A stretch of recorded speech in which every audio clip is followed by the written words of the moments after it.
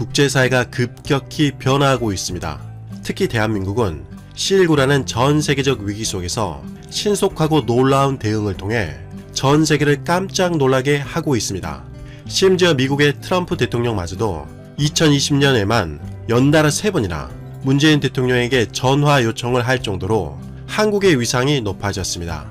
또한 트럼프 대통령은 최근 구식이 된 G7 체제를 허물고 G11이나 G12 체제에 한국이 참여하길 바란다며 적극적으로 요구하기도 했죠.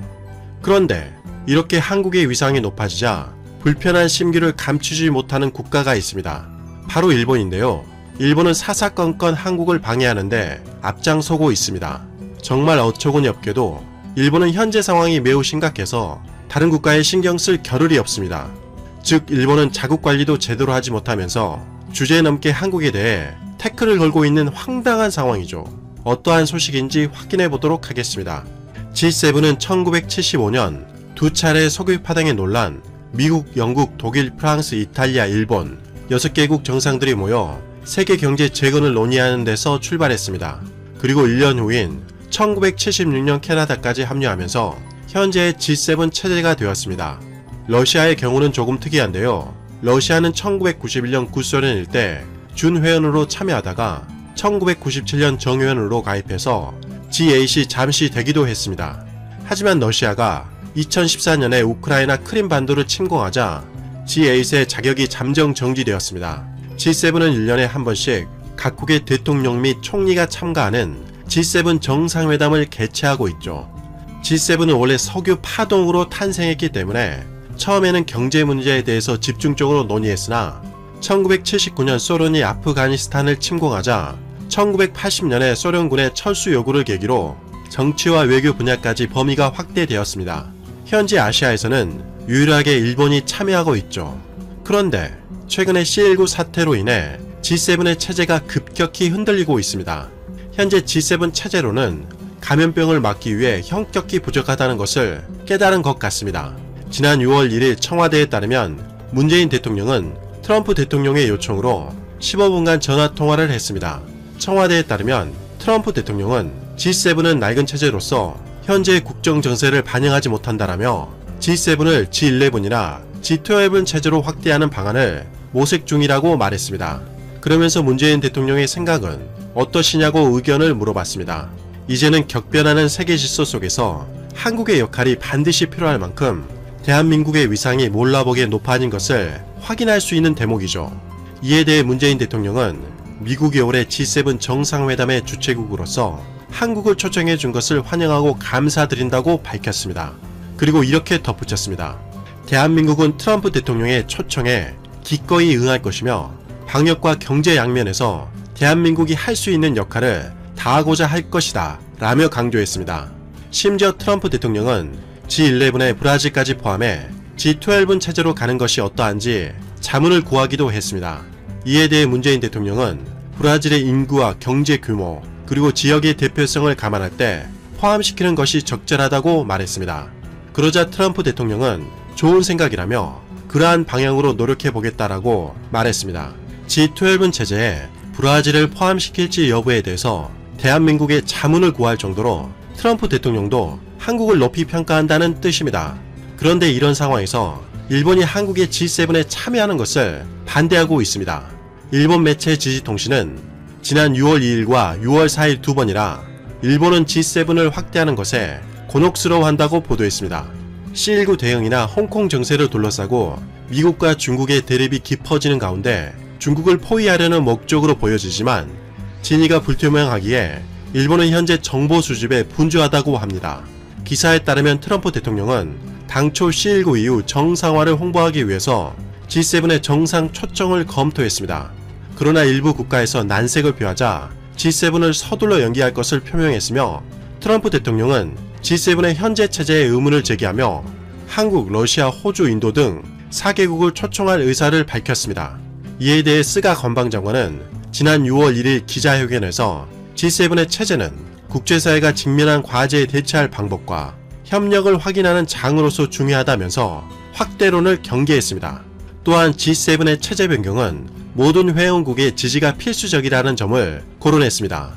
이어서 6월 4일 지지통신 보도에서도 스가 관방장관은 일본은 현재 시진핑 중국 국가주석의 방일을 앞두고 있지만 한국과의 관계는 냉랭한 상태라는 점을 언급하며 G7의 일본이 아시아 유일의 대표라는 점을 지속하려는 본심이 숨어 있다는 점을 보도했습니다. 그런데 정말 황당한 것은 일본이 C19 사태에서 전혀 대응을 하지 못했을 뿐만 아니라 여전히 통계 수치를 숨기고 있다는 비난에 직면해 있다는 것입니다. 능력도 없는 일본이 G7에 참여해서 무슨 방법과 협력을 모색하겠다는 것입니까? 누가 봐도 궁색한 변명이며 특히 아시아에서 유일한 참가국인 일본과 C19 대응면에서 협력할 점은 하나도 없다는 점에서 더욱 분명하게 드러납니다. 이러한 비판 때문인지 일본은 이에 대해서 반대하는 명분으로 러시아를 내세웠습니다. 일본은 러시아의 크림반도 침공을 지적하며 러시아가 참여하는 G7 확대론을 반대하는 것입니다. 하지만 일본의 진정한 목적은 대한민국이 G7에 참여하는 것을 적극적으로 막겠다는 의지로 보입니다. 그러면서 4개국이 G7에 정식으로 추가되는 것인지 아니면 게스트 국가로 취급하는 것인지 확인 중에 있으며 만약 정식으로 추가된다는 뜻이면 이에 반대한다는 뜻을 내비추었습니다. 지난 6월 5일 일본판 뉴스위크 역시 일본이 한국의 G7 참가를 꺼리고 있는 반면 냉정함을 유지하고 있는 한국이라는 제목으로 기사를 보도했습니다. 기사에 따르면 G7은 기묘한 모임이라며 운을 뗐습니다.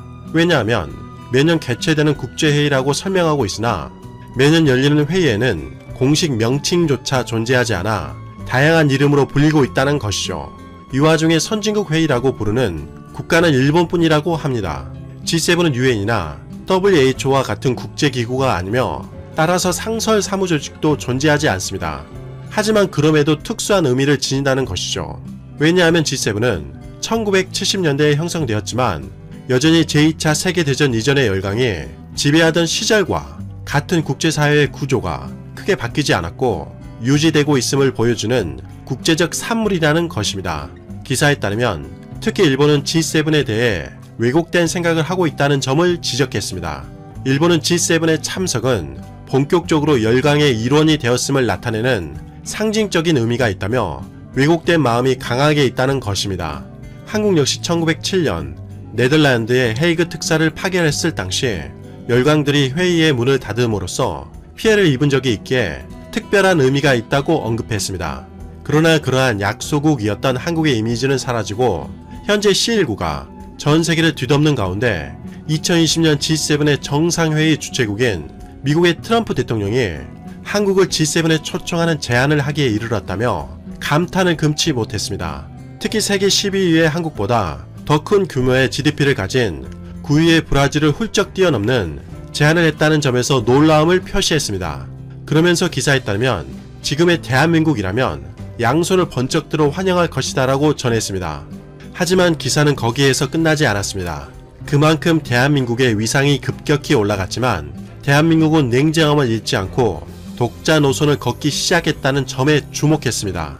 이는 미중 갈등에 대한 우려만으로는 설명할 수 없는 것으로 오래된 선진국 모델이 빛을 잃어가고 있다는 점을 인정할 수밖에 없다는 뜻입니다. 사실 대한민국은 근래까지 오래된 선진국 모델을 따라가는 방식을 선택했습니다.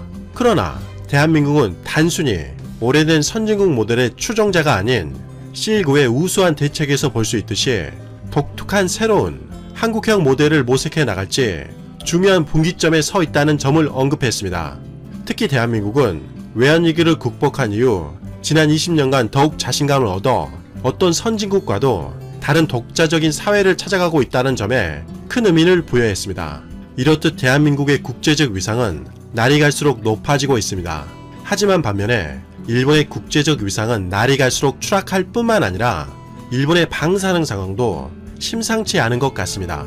지난 6월 3일 일본 매체는 놀라운 보도를 했습니다. 기사에 따르면 기준치를 초과하는 250 베크렐의 방사성 세슘이 검출된 산나물이 판매되고 있어서 후쿠시마 보건소가 자주 회수를 지도한 사실이 밝혀졌습니다. 기사에 따르면 인터넷 시장에서 매매되는 농산물은 감시가 어려워 기준치를 초과하는 방사성 농산물이 엄청나게 많은 것으로 보고 있으며 드러난 사실은 빙산의 일각이라며 우려를 표명했습니다. 그러면서 일본 정부는 인터넷으로 판매되는 농산물의 실태를 파악할 필요가 있다고 지적했습니다. 즉 지금까지 일본 정부는 인터넷으로 판매되는 농산물에 대해서 방사선 검사를 거의 하지 않고 있었던 것이죠. 일본은 C19에 대한 통계를 조작한다는 의심과 더불어 방사선 검사에 대해서도 제대로 된 조사를 하지 않고 있다는 비난을 피하기 어려울 것으로 보입니다. 이상 가치왕 채널이었습니다. 지금까지 시청해주셔서 진심으로 고맙습니다. 시청자님들 항상 건강하시고 복 많이 받으세요.